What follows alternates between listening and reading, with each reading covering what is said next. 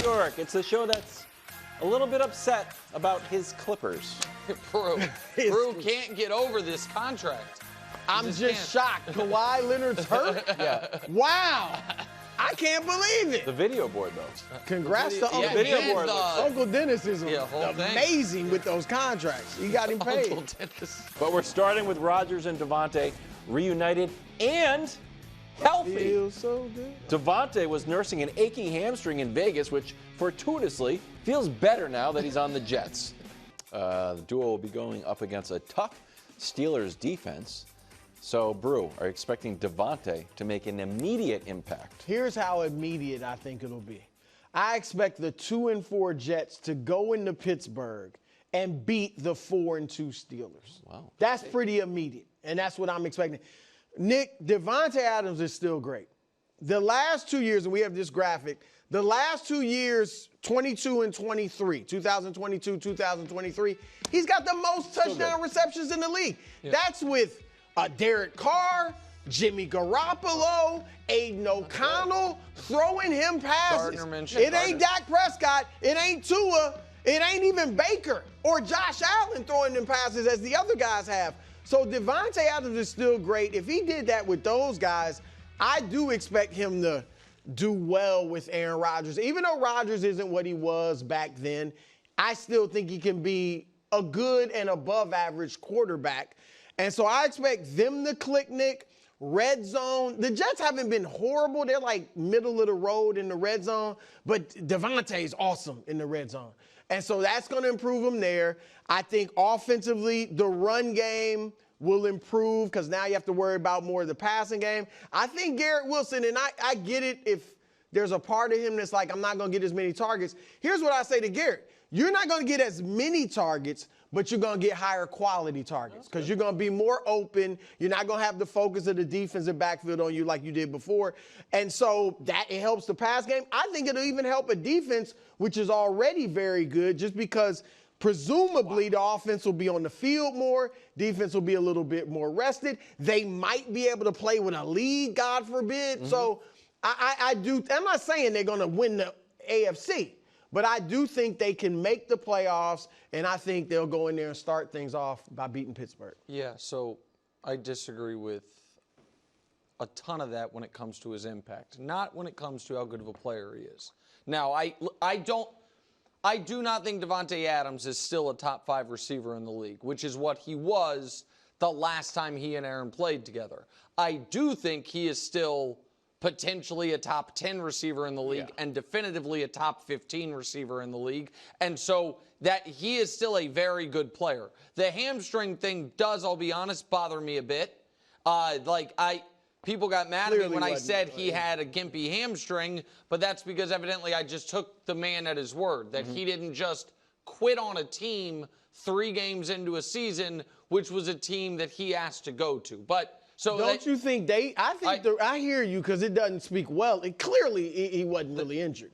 But the Raiders were on board with this. I do think it's very possible, and I said this weeks ago, that when Antonio Pierce said guys were making business decisions, it does seem like he was talking about Davante. Yeah, and I think that was childish, and I think what Antonio did with the Instagram was ridiculous. I also think that after 3 weeks, where one of the 3 weeks was beating the Baltimore Ravens and being at 1-2, to just be like, well, I'm too good to finish my career on this team, so please trade me to the New York Jets or the New Orleans Saints is baffling when they are all 2-4 football teams. But they're better quarterbacks. Well, so here's the thing. Yes, they are better than Gardner Minshew or Aiden O'Connell. I don't know how good of a quarterback the Jets have. I don't know how good of an offensive line the Jets have. I don't know how much of an impact this is going to have. So this is not about me all of a sudden thinking Davante Adams isn't good. It is about me thinking I don't know how immediate the rapport with Rodgers is going to resume. Really? It's been 3 years.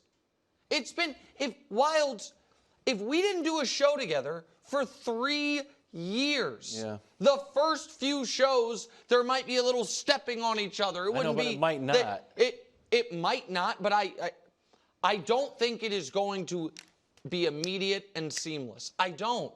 But he's going to have an impact, even if it's not immediate. The defense is going to change the way they cover Garrett. They're going to change the way they play the run. Like, all of that is going to happen. So this is why I just don't – because I think if the Jets lose this weekend, their season's over. Yeah, that's why they better win. So it has to be immediate. That's fascinating. And I think right now the two biggest problems with the Jets' offense is their offensive line once again isn't good, and their quarterback once again hasn't been good. And I'll show them both to you. Rodgers this year – if he doesn't when he gets the ball out immediately, those aren't great numbers, but you can live with them. Right. If he doesn't get the ball out immediately, they are just cooked. And keep in mind, that's all inflated a bit by the Hail Mary. Without the Hail Mary, that passer rating's in the low 70s. The completion percentage is about the same. And the Hail Mary, while he's great at it, is not a sustainable thing. But the other piece of it is, and this is the part where I'm very curious how Davante is going to feel about this. Is he going to recognize his quarterback? Because nobody wants to even entertain the possibility that Aaron Rodgers, it's not that he's not Aaron Rodgers anymore. He's not good anymore. So can I ask you? Yeah, I think that's a little strong. I don't think he hasn't played that well. He obviously isn't what he used to be. But I think last week he threw the ball fairly well. He's been okay. He's been average. Brew, are those numbers average? Good. No, but he's been average. We've talked about it before, how numbers don't speak to. I could put up Patrick Mahomes' numbers and say he's been terrible, but he hasn't. I could put up Russell Wilson's numbers from last year and say he's been great, but he wasn't. So I'm not trying to say he's been awesome. I'm just saying I don't think he's completely washed, which is what you seem to be saying. So what I'm saying and he has been the problem. He's been the biggest problem. What I'm saying is Davante Adams left Aaron Rodgers. The next year, Aaron Rodgers, at 38, turning 39 years old, was not good. For a full season, was not good. He then missed a season, and now this year, a third of the way through the year, he's been worse. I don't know why there's so much credulousness about Aaron Rodgers is going to be a top 10 quarterback again. Who's saying that? Who's saying top 10? I think that's the general opinion of it. Like I'm not saying top 10. Okay, so you think 12 then? Fine, like whatever. Like I think he can be a good above average quarterback, which is all they need with what they have around it. But so and that's where I disagree. I don't think they have much around it. They have a terrible offensive line. They have bad It's not terrible. It's not great, but it's not terrible. They got good running backs. They got a very good receiving group, and they got a very good defense. Well, then that's a lot. So, but then why the are they defense bad? is undeniably bad because he hasn't been playing up to speed. But guess what? Quarterbacks that aren't great, when they get a great receiver, it helps them. But when Josh Allen wasn't great, what did Stephon Diggs do? Helped him. That was when he was a young player. When Tom Brady's last year in New England, he wasn't great because he couldn't lift mediocre players anymore. He goes to Tampa. Oh, wow. Mike Evans, Chris Godwin, Antonio Brown eventually. And he was great again. But this is he's got good receivers now. So this is the point that I guess I'm trying to make is it feels like it's circular logic. Going into this year, Rodgers was going to be great. Why? Because the offensive line's better. Because he has Breece Hall. Because Garrett Wilson's awesome. Because Mike Williams is going to be great. All those things were going to happen. All of those pieces were there. None of them injured. He was bad. The offense was bad. And now it's no. This other piece is going to make it. That was not my logic. My logic was I thought Rodgers would be better. I never said he'd be great. I thought he'd be good because he was engaged. Remember I talked about him at the press conferences? No. Wow. Oh, he's working out with his receivers. I wasn't putting it on his other players. I was saying I think he is going to be better because he's more mentally engaged than he was his last year in Green Bay. My question is, why hasn't he been? Because maybe I was wrong. Like, he hasn't physically been what I thought he'd be. But I think with getting a great receiver that he's familiar with, I do think will help him. Okay. Alan Lazard is good. He's been good with Alan Lazard because of the chemistry. Okay, I mean, we all agree the Jets' offense stinks. Yeah. And everybody coming into the year said their weapons were excellent. The weapons are fine. Rodgers has to play better. Right, which is and why, I think he will with Davante Adams. I agree with the first part, Brew. I do think the weapons are fine, which is why I don't think he's that bad. I don't think adding to the place that on offense they were already in the best shape is going to fix the underlying issues, which is that the offensive line's not good and the quarterback hasn't been good in 3 years. It's just what I've seen. Well, he's completely washed if he doesn't play well with Davante Adams. Completely washed. Meanwhile, in America's Game of the Week on Fox, Chiefs in San Francisco, Super Bowl rematch, battle of two quarterbacks whose reputations are enthusiastically defended on this very show. Okay, here's how the two quarterbacks' numbers line up.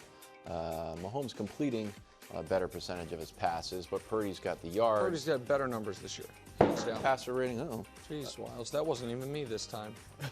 I was just shocked that you said that, so I dropped that. Well, the numbers are the numbers. That was Whether my I jaw think he's played better is a different thing, but the numbers are unequivocally better. Any chance Purdy outplays Mahomes?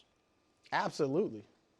Absolutely. I mean, it doesn't mean I think Patrick Mahomes is not as good as Brock Purdy. He's obviously the best quarterback in the league.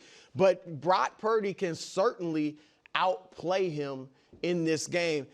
It's one metric, okay? But it's passer rating. And if you go by passer rating, Patrick Mahomes has had a better passer rating than the opposing quarterback one time this season. And that was the first game against Lamar, and he did play better than Lamar. But the last 4 games, he's had a lower passer rating than his opponent. And Brock Purdy's passer rating for the season is 100.5. Patrick Mahomes has his season high is 101.9 for one game. The other 4 games, he's been under 90. He's been in the 80s every other Yeah, I mean, so if you go, again, it's only one metric, but if you go by that, then Patrick Mahomes has been outplayed 4 times by the opposing quarterback. But nobody actually thinks well, he's still clutch, and he still makes winning plays, whether with his arm or his legs. But look, I'm not dropping the standard. I got skin in the game because I called him Jordan-esque before anybody else. And I love Patrick Mahomes. Obviously, you do too. But he is not playing well. I'm not going to go as far to say they're winning because of their defense, because he's, like I said, he's clutch. And he does come through when they need him, but he's not playing well. And Brock Purdy is. And Brock Purdy does have better weapons, too. Yeah, so I do think there's a good chance Purdy outplays. So, all right, here's the thing. Because the passer rating stat is an interesting one, but nobody watched the game Monday night against the Saints and thought Derek Carr outplayed Patrick Mahomes. Nobody did. No, I don't think anybody watched the game against the Falcons and thought Kirk Cousins outplayed Patrick Mahomes. In this winning streak, in this 11-game winning streak, in my opinion, he has been outplayed once. It was Joe Burrow in week 2. You can go up and down the list of games. Nobody saw Monday Night Football and thought Mahomes played poorly and Carr played well. Nobody. Like, maybe we got lost in the fog of it, but that was, it's not an opinion anyone had. You said Mahomes had a perfect game in a game he didn't even throw a touchdown. To be clear, Brew, I said that before the show on the call, and what I was saying was that he made no mistakes. I thought that Patrick Mahomes in that Saints game made 0 mistakes. A perfect game. But you said he played perfectly on the air, not just on the call. Played perfectly, meaning he missed 0 throws. I thought he had 0 mistakes in that game. It doesn't mean it's the best he can play. To answer this question, so I don't think Brock Purdy's going to outplay Patrick Mahomes, but it's less about how well Mahomes is going to play, and it's more about America doesn't seem willing to recognize who the Chiefs are and the style of football they play. Mm-hmm. They are a team that is a old school, smash mouth, punch you in the face football team that also happens to have the best quarterback in football. And so they grind the other quarterbacks down. The other team, typically, the Saints didn't, but everyone else did, scores on their opening drive and then scores usually 1 or 0 touchdowns the rest of the game. The Chiefs' strength, because of the injuries to the guys on the outside and because of weakness at tackle, is their 3 guys up, the center, guard, center, or guard, center, guard, pardon me. So they're going to run the football no matter who their running back is. And they are operating as if, as long as Patrick doesn't make any mistakes, no one can beat us. Now, Patrick has made a mistake in every game, and still no one has beaten them. Yeah. So I think we are still discussing the Chiefs as if they're in a style points era that they're not. They're in a championship era. And so the Chiefs haven't scored 30 points on the playoff run. The last time they scored 30 points was against the Chargers last November, I think. It might have even been last October. It's not who they are. It's who they maybe were going to be this year if Hollywood Brown and Rashee Rice had been healthy. They're not. So they pivoted right back to what has gotten them this 11-game winning streak, which is outstanding defense, ball control, and clutch quarterback play. But Mahomes wants to play much better. Like, I'm sure he wasn't happy with last year. I know he's not happy with this year. Yes. Yeah, and so it's not like he said, oh, I'll just play mediocre football and our defense and run game will carry us. No. He's not getting it done. So that part I disagree with. Statistically, of course, they're undefeated, so they're winning, but he is not playing close to his best. And that's why people are looking at them like, oddly, because we expect much more from Patrick Mahomes. So I think people are looking at them oddly because they're bored. I think that it's boring to say the two-time defending champ with the best coach, the best quarterback, and the best defense they've ever had is obviously the best team, and they're obviously the massive favorite because it's not a good conversation. I also think that, and I said it, Mahomes, up until the Saints game, had made one terrible pass in every game, at least one, sometimes two. The Saints game, we're just going to disagree on. You hang the interception on him. I don't. I think it hit. But when Josh Allen, not his fault interception? No, you mocked that. No, now we gonna say not his fault no, interception? It was interception. No, correct. It is an interception, and it goes down in the stats. But if I'm watching the game and saying, did he, the moment, and we'll see this when we talk Kelsey later in the show or later in the week, the moment Rashee Rice got hurt, and Mahomes has been playing sloppy all year up to and including that play. Since then, look at what Travis has done. Look at what Patrick has done as far as missing throws. From the moment that happened to, it's been 7 quarters or whatever it is, they went right back to tightening everything up. And so I do think there was a lack of attention to detail. I do think that there was a lot of sloppiness. And I do think that none of that showed up on Monday night, the last game they played. And so I'm not saying it's a not his fault interception. I'm saying I thought it was a good throw. Thought it was a good throw that ended up being intercepted. And so I just don't think the Chiefs, it's about his passer rating or it's about outplaying the other team. I don't think they care about that stuff. And I'm not. No, I agree. Like Purdy, if he outplays him and statistically and they lose, it doesn't matter. So I agree with you on there. And yeah, they are in a win mode, which we saw with Brady early in his career. But because we saw Patrick Mahomes be dynamite from the get-go, this is strange. This is strange. I don't think it's strange when we're in a context of their starting running back was unemployed to start the year.